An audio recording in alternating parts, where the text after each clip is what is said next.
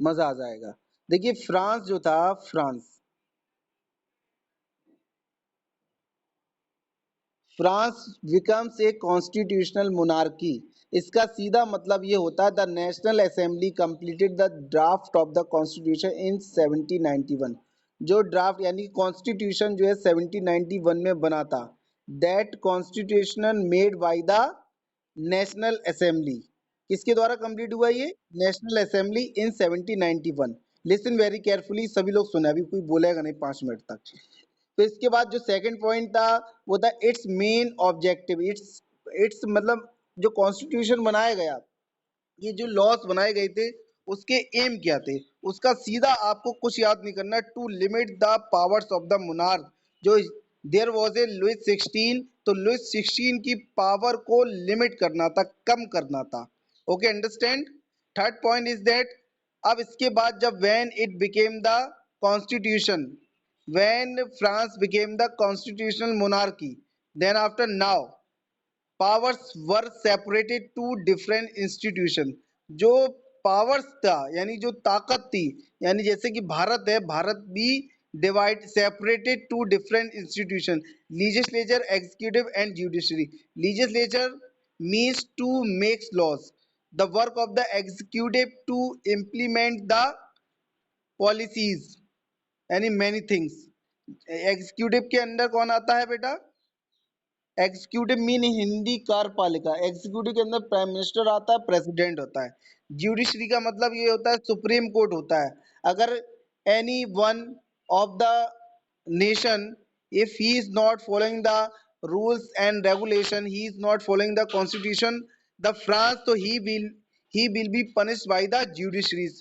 Okay, understand. तो जिस change of powers made France, ये जो चेंजेस हुए, इन्हीं सारी चीजों ने फ्रांस को क्या बना दिया था इन 1791 में? क्या बना दिया था? What is this? Constitutional monarchy. Have you understand that topic? Exactly. अब now we are going to discuss about the law made by National Assembly। जो आपकी नेशनल असेंबली थी, उसने नेशनल असेंबली ने कौन कौन से लॉस बनाए? We are going to discuss about that. The laws were to be made by the national assembly.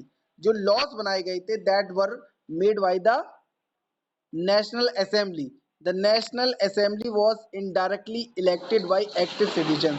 यहाँ पर दो टाइप के सिटीजन थे बेटा, एक थे एक्टिव सिटीजन्स, एक थे पैसिव सिटीजन। तो एक्टिव सिटीजन्स का मतलब था, जो एक्टिव सिटीजन्स थे उनको राइट्स मिला था वोट डालने का। किनको मिला था? हाँ, who were the active citizens, यानी कि सभी लोगों को वोटिंग राइट नहीं मिला था इन 1971 में। बट उससे पहले तो बिल्कुल राइट्स नहीं था। 1791 से पहले तो किसी को राइट नहीं था। बट 1791 में कुछ लोगों को राइट मिला। Man who were above the age of 25 years. जो लोग यानी जिसकी एज 25 ईयर्स थी। कितनी थी बेटा? जैसे आज इंडिया में अगर वोट डालोगे तो कितनी एज होनी चाहिए? 18 होनी चाहिए।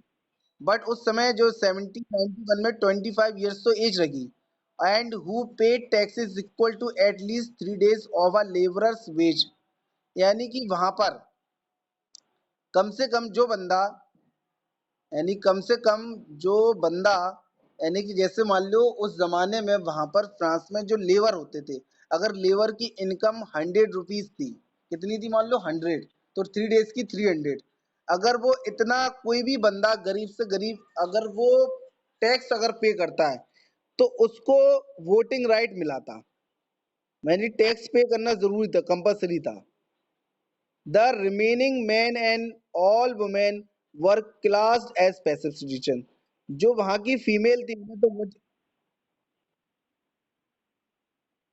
जो वहां की फीमेल थी और जो मेन रह गए थे, जो लोग टैक्स पे नहीं करते थे, तो उनको पैसिव सिटीजन्स रखा गया। और जो पैसिव सिटीजन्स थे, तो they don't had right to vote, तो उनको वोट डालने का राइट नहीं था। The to qualify as an elector and then as a member of the assembly, a man had to belong to the highest brackets of the taxpayer। अब इसमें क्या होता था पहले, जैसे कि बेटा आपको मालूम ही होना चाहिए, ये वाला तीसरा वाला शायद पॉइंट अभी आपको समझ में नहीं आया होगा, सही कह रहा है कि नहीं हम।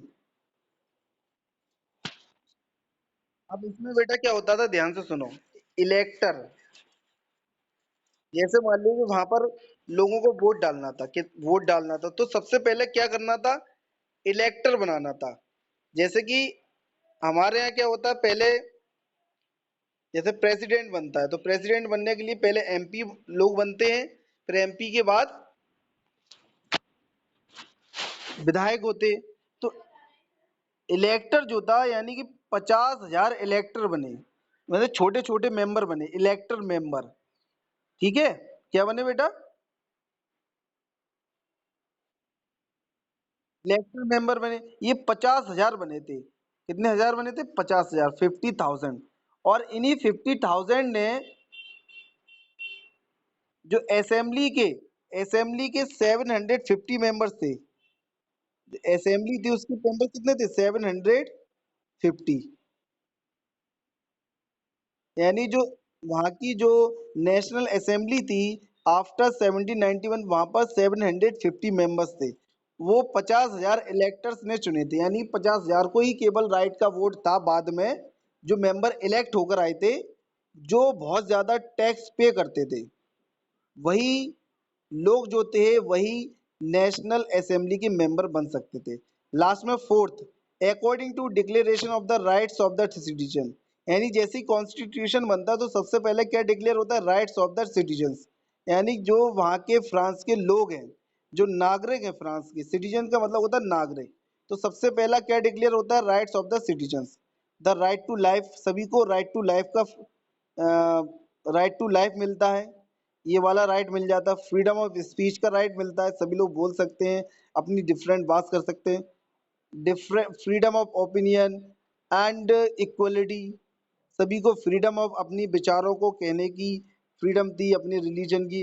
एंड इक्वलिटी बिफोर लॉ, यानी कि सभी लोग कानून के सामने इक्वल हैं। ये सारी बातें बेटा इसमें बताई गई थी। अब इसमें कोई टॉपिक अगर आपको समझ में नहीं आया तो यू कैन आस्क।